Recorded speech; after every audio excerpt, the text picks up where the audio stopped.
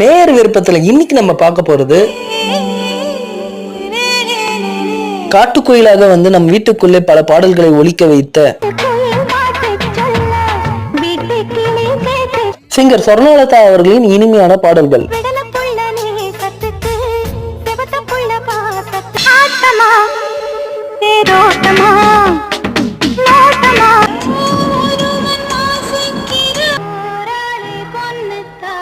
ரெண்டு இடத்த பிடிச்ச பாட்டை பார்க்கறதுக்கு முன்னாடி இந்த வீடியோ பிடிச்சிருந்தா லைக் பண்ணுங்க, ஷேர் பண்ணுங்க, கமெண்ட் பண்ணுங்க, மறக்காம என்னோட சேனலை சப்ஸ்கிரைபும் பண்ணுங்க.